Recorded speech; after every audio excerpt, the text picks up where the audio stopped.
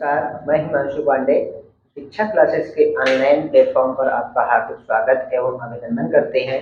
जैसा कि कल हम लोगों ने हिंदी में वर्णमाला के विषय पर चर्चा की थी, तो वर्णमाला में हमने सबसे पहले वर्णमाला को तोड़ा। वर्णमाला मतलब कितने भागों में बता, तो वर्ण धनमाला।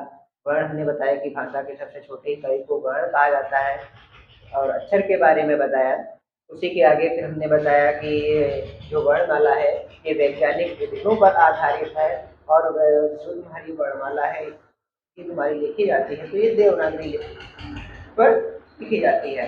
और स्वर बताए स्वतंत्र रूप से बोले जाने वाले शब्द तुम्हारे स्वर कहलाते हैं। स्वतंत्र रूप से बोले जाने वाले शब्द स्वर कहलाते हैं। और हमने मात्राओं के बारे में बताया कि मात्राओं के आधार पर स्वर कितने प्रकार के होते हैं। तो मात्राओं के आधार पर स्वर 10 होते हैं, क्योंकि छोटा कोई मात्रा नहीं होती है, इसीलिए कोई मात्रा ना होने के कारण छोटा उदासीन स्वर भी कहा जाता है। तो हमने स्वर के भेद आपको बताए थे। तो स्वर के भेद में सबसे पहली हेडिंग हमने डलवाई थी कि उत्पत्ति के आधार पर स्वर। तो उत्पत्ति के आधार पर स्वर में सबसे पहला तुम्हारा हर्ष स्वर आएगा। हर्ष मतलब अगर पूछा जाए कि उत्पत्ति के आधार पर स्वर कितने प्रकार के होते हैं, तो ये 3 प्रकार के होते हैं। तो 3 प्रकार के होते हैं, तो उसमें से सबसे पहला हर्ष स्वर होता है। हर्ष स्वर को मूल स्वर कहते हैं, लघु स्वर कहा जाता है। और इनकी अन्य नामों की अगर हम चर्चा करें तो मूल स्वर, नैसर्गिक स्वर कहा जाता है, बीजाक्षर कहा जाता है और एक मात्रिक स्वर कहा जाता है, निसर्ग स्वर कहा जाता है, जड़ स्वर कहा जाता है, प्राकृतिक स्वर कहा जाता है। और एक बार फिर से देख लेते हैं कि हर्ष स्वर को मूल स्वर, नैसर्गिक स्वर, बीजाक्षर, एक मात्रिक स्वर, निसर्ग स्वर, जड़ स्वर, प्राकृतिक स्वर आदि किसके नाम है? हर्ष स्वर के। तो हर्ष स्वर की अगर डिफिनेशन की बात की जाए तो हर्ष स्वर जिनको बोलने में सबसे कम समय लगे, मतलब जिनको बोलने में सबसे कम समय लगे वे हमारे हर्ष स्वर कहलाते हैं। एक और डेफिनेशन है कि हर्ष स्वर उत्पत्ति किसी अन्य स्वर से नहीं होनी चाहिए, मतलब स्वयं से ही है। छोटे वाले जैसे छोटा छोटा मतलब उत्पत्ति किसी अन्य स्वर से नहीं इनकी होगी। तो अगर बात की जाए कि हर्ष स्वर कितने होते हैं, तो हर्ष स्वरों की संख्या तुम्हारे 4 होती है। छोटा आ, छोटी ई, छोटा ऊ और री। तो हर्ष स्वर की संख्या कितनी हो गई? 4 हो गई। छोटा आ, छोटी ई, छोटा ऊ और ऋ। उसी के बाद दूसरे स्वर पर चलते हैं, वो है तुम्हारा दीर्घ स्वर। इसे द्विमात्रिक स्वर कहते हैं। अगर तुमसे पूछा जाए कि दीर्घ स्वरों की संख्या कितनी होती है, तो दीर्घ स्वरों की संख्या तुम्हारे 7 होती है। दीर्घ स्वर की डिफिनेशन के बारे में बात की जाए तो दीर्घ स्वर मतलब जिनको बोलने में ह्रस्व स्वर से 2 गुना समय लगे, मतलब ह्रस्व स्वर से बोलने में 2 गुना समय लगे, वे हमारे दीर्घ स्वर कहलाते हैं। वे हमारे दीर्घ स्वर कहलाते हैं। जैसे हमारे ह्रस्व स्वर वाले 4 निकल गए, छोटा आ, छोटी ई, ऊ मतलब छोटा ऊ और री निकल गए। अब हमारे पास अभी टोटल 11 हमने बताए थे, उससे 4 निकल गए, 7 बचे। 7 में बचे कौन? ए, आई, ओ, औ। कितने बचे? और ई आओ के साथ में तुम्हारे बड़ा बड़ी ई है। टोटल तुम्हारे बचे तुम्हारे पास 7। तो अब दीर्घ स्वरों को भी 2 भागों में बांटा गया है। वे वो जो तुम्हारे 2 भाग है वो देख लेते हैं। नंबर 1 तुम्हारा है मूल दीर्घ स्वर। नंबर 1 है मूल दीर्घ स्वर और नंबर 2 पर है संयुक्त दीर्घ स्वर। तो हम मूल दीर्घ स्वर सबसे पहले देख लें। मूल स्वर, स्वर मतलब मूल स्वर को उसी मूल स्वर से जोड़ा जाए, मतलब मूल स्वर वे स्वर होंगे, मतलब किसी अन्य स्वर से नहीं, वही स्वर जो स्वर दिया हो उसी स्वर से जोड़ा जाए, वो हमारे मूल स्वर कहलाते हैं। जैसे जैसे तुम्हारा मूल स्वर छोटा आ, और छोटा आ मिलकर के क्या बना रहा है? बड़ा आ। अगर बड़ा आ को हम तोड़ें तो मूल स्वर हमारा छोटा आ है, फिर मूल स्वर मतलब छोटा आ आया तो ई किससे मिलकर के बना, बड़ा आ से।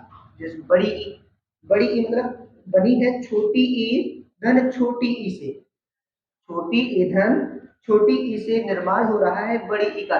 देखो मूल स्वर दोनों समान है, पहले छोटी फिर छोटी, मतलब मूल स्वर वे मतलब आपस में मिलकर के बने, मतलब वही स्वर होना चाहिए। फिर आगे बड़ा ऊ पे चलते हैं, तो बड़ा ऊ भी का निर्माण हुआ है तुम्हारा छोटा उधर छोटा ऊ से, मतलब मूल स्वर को उसी मूल स्वर से जोड़ा जाए तो वहां पर आएगा मूल दीर्घ स्वर। संयुक्त दीर्घ स्वर, संयुक्त दीर्घ स्वर मतलब जब किसी मूल स्वर से भिन्न स्वर या कोई अन्य स्वर जोड़ा जाए, मतलब मूल स्वर में कोई भिन्न स्वर या अन्य स्वर जोड़ा जाए, वहां पर संयुक्त दीर्घ स्वर होता है, वहां पर संयुक्त दीर्घ स्वर होता है। जैसे इस डिफिनेशन में लिखा है, जब मूल स्वर किसी अन्य स्वर के साथ जोड़ा जाता है वहां पर संयुक्त दीर्घ स्वर होता है। इनकी संख्या तुम्हारे 4 होती है, ये ए आई ओ औ, ए आई ओ और आ। ये अब इनको हम तोड़ना देखते हैं, क्योंकि ये डिफिनेशन में हमने लिख रखा है कि मूल स्वर को किसी अन्य स्वर के साथ जोड़ा जाए तभी वो निर्माण करेंगे तो संयुक्त दीर्घ स्वर का। तो ए तुम्हारा दिया हुआ है, मूल स्वर हमारा छोटा आ धन छोटी ई यहाँ पर प्रस्तुत है भिन्न स्वर के रूप में। ये किस रूप में है, भिन्न स्वर के रूप में। जब देखो मूल स्वर के साथ कोई अन्य या भिन्न स्वर आपस में मिला तो अय का निर्माण किया, तब अय का निर्माण हुआ तो यहाँ पर डिफरेंस हुआ, मतलब अलग अलग स्वर आपस में मिले तो निर्माण करा ए का। वैसे ही अय पर देख लेते हैं, तो छोटा आधन अय आपस में आ हमारा मूल स्वर और अय जो दिया हुआ है ये भिन्न स्वर या अलग स्वर या मूल स्वर से भिन्न है या अलग है, वो हमारा निर्माण किया अय का। इसी के आधार पर हम आगे चलते हैं। औ औ मतलब छोटा आधन छोटा ओ, मतलब मूल स्वर से फिर ये भिन्न हुआ स्वर तो ये निर्माण किया औ का। उसके आगे छोटा आ धन औ निर्माण करेगा औ का। औ का निर्माण किया तो मतलब दीर्घ संयुक्त दीर्घ स्वर हमारे कौन हुए, जब कोई स्वर जब किसी मूल स्वर में भिन्न स्वर या हमारे जो जितने हमारे को स्वर जोड़ने हैं भिन्न भिन्न आपस में स्वर जुड़े, वहां पर हमारा संयुक्त दीर्घ स्वर होगा। वहां पर क्या होगा, संयुक्त दीर्घ स्वर होगा। फिर एक बार हम देख लेते हैं ह्रस्व स्वर। ह्रस्व स्वर मतलब वे स्वर जिनको बोलने में बहुत कम समय लगता है, वे हमारे ह्रस्व स्वर ह्रस्व स्वर। उसके बाद में मूल स्वर बीजाक्षर रूढ़, या अपने देख लेना तुमने अन्य नाम बताए थे तो उनको क्या कहेंगे, ह्रस्व स्वर कहेंगे। और अगर तुमसे पूछा जाए कि दीर्घ स्वर कौन से होते हैं, दीर्घ स्वर कौन से होते हैं, तो दीर्घ स्वर तुम अगर पूछा जाए तो दीर्घ स्वरों की संख्या 7 होती है। दीर्घ स्वरों की संख्या 7 होती है। बड़ा आ, बड़ी ई, बड़ा ऊ, ए आई ओ और की संख्या क्या होगी, 7 होगी। और लेकिन दीर्घ स्वर में भी 2 भागों में हमने इनको बांटा हुआ है। तो दीर्घ स्वर में सबसे पहले मूल दीर्घ स्वर। मूल दीर्घ स्वर मतलब मूल स्वर को उसी मूल स्वर से जोड़ा जाए तो वो हमारे क्या कहलाएंगे, मूल दीर्घ स्वर कहलाएंगे। जब भिन्न भिन्न स्वर आपस में मिले, जब भिन्न भिन्न स्वर आपस में मिले या जोड़े जाएं तो वहां पर संयुक्त दीर्घ स्वर की संज्ञा दी जाएगी। जैसे हमने ये आपस में बांट रखे इनको, इन दोनों को मिलाकर के दीर्घ स्वर कहा जाता है। दीर्घ स्वरों की संख्या 7 होती है। और मूल दीर्घ स्वर पूछे जाए तो उनकी संख्या 3 और संयुक्त दीर्घ स्वर पूछे जाए तो इनकी संख्या 7। उसके आगे हम चलते हैं प्लुत स्वर पे। एक हमारा 3 हमने भेद बताए थे, ह्रस्व बताया था, मूल बताया था और प्लुत बताया था। प्लुत स्वर इसे त्रिमात्रिक स्वर भी कहा जाता है, इसे त्रिमात्रिक स्वर भी कहा जाता है। इनका प्रयोग हिंदी के 3 या इंग्लिश के एस के आकार का होता है। ठीक, इनकी आकृति तुम्हारी हिंदी के 3 या अंग्रेजी के एस के आकार की होती है। इनकी डिफिनेशन देख लेते हैं। किसी को दूर से बुलाना, किसी को दूर से बुलाना या किसी व्यक्ति के रोने या किसी चीज का गिर जाना या बर्तन का गिरना, किसी वस्तु का गिरना या फटना क्या कहलाता है? प्लुत स्वर कहलाता है। जैसे स्टील का ग्लास है, अगर हाथ से छूट जाए और जमीन पर गिरे और जो उसकी झंझनाहट कंटिन्यूटी जो देर तक बनी रहती है वही हमारी प्लुत स्वर कहलाती है। और